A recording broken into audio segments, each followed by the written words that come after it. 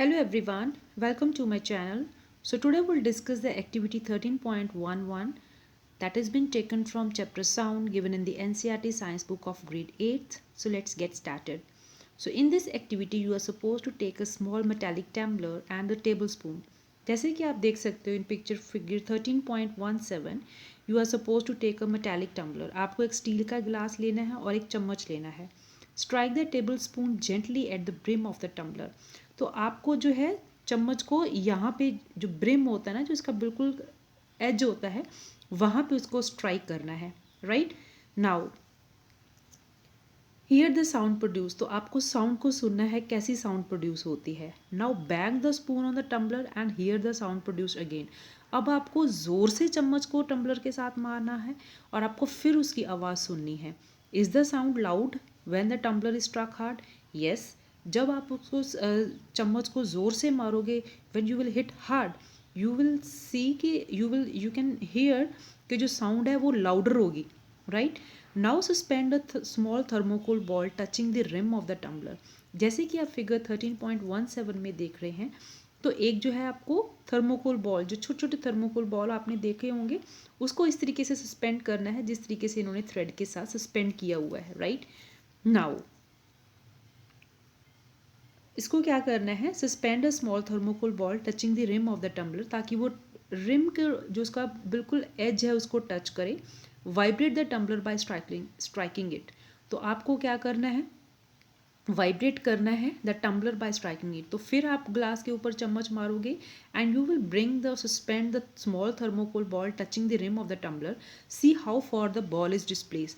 आप देखोगे जैसे जो है ग्लास के पास जो है ये थर्मोकोल बॉल लेके आएंगे ना हम, तो ये जो है टम्बलर जो है वाइब्रेट करेगा, जिसकी वजह से आपका ये स्मॉल थर्मोकोल बॉल है वो भी थोड़ा थोड़ा जो है वाइब्रेट करेगा.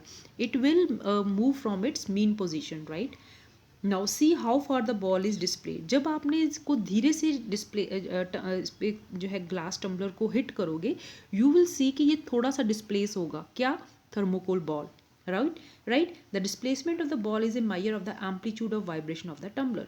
तो जब आप जोर से मारोगे आप देखोगे कि थर्मोकोल बॉल जो है ज़्यादा जो है डिस्टेंस कवर कर रहा है अपनी मीन पोजीशन से, क्योंकि इसमें जो है वाइब्रेशन जो है ज़्यादा प्रोड्यूस होंगी, इसका साउंड जो होगा लाउड होगा. तो हम ये कह सकते हैं कि the mean distance covered, the distance covered from the mean point to A से लेकर जो है हमने बी तक कवर किया थर्मोकोल बॉल ने, जो ए से लेकर बी तक होगा, that is called as the displacement, जिसको हम बोलते हैं एम्पलीट्यूड. हम ये देखेंगे कि जब हमने ग्लास को धीरे से स्पून के साथ स्ट्राइक किया तो इसमें जो है मूवमेंट बहुत कम हुई, तो इसका जो है एम्पलीट्यूड कम हुआ, तो उसकी जो है लाउडनेस है वो भी कम थी जब हमने धीरे से स्ट्राइक किया था. But as we hit hard, जैसे हमने ज़ोर से हिट किया, तो ये जो है थर्मोकोल बॉल का जो है ये जो हमने छोटा सा पेंडुलम बनाया है, इसे ज़्यादा डिस्टेंस कवर करेगा. तो means it will have larger amplitude.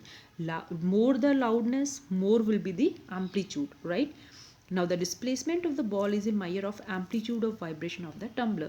तो ये जो है ये क्या मेजर करेगा, ये डिस्प्लेसमेंट ऑफ द, ये कहेगा measure of the amplitude of vibration. ये टम्बलर की एम्पलीट्यूड की मेजरमेंट होगी जो उसमें वाइब्रेशंस प्रोड्यूस हो रही हैं. Right now strike the tumbler gently and then a little harder. अब जो है आपको टम्बलर को ज़ोर से हिट करना है. Compare the amplitude of vibration of the tumbler in two cases in which the case is amplitude larger. तो हमने ये देखा what are the result of this activity is, जहाँ पे हम हार्ड हम इसको स्ट्रक करेंगे, the sound will be louder. Right और मीन्स उसका एम्पलीट्यूड भी बड़ा होगा. जब हम उसको धीरे से हिट करेंगे उसकी आवाज़ या लाउडनेस कम होगी, उसका एम्पलीट्यूड भी कम होगा. सो वी नो कि जो लाउडनेस का रिलेशनशिप होता है वो एम्पलीट्यूड का स्क्वायर होता है. अगर लाउडनेस हमने if we increase the amplitude by 2 times, तो लाउडनेस हमारी कितनी टाइम बढ़ जाएगी, 4 टाइम्स. अगर हमने एम्पलीट्यूड को 4 किया तो हमारी लाउडनेस कितनी बढ़ जाएगी, 16 टाइम.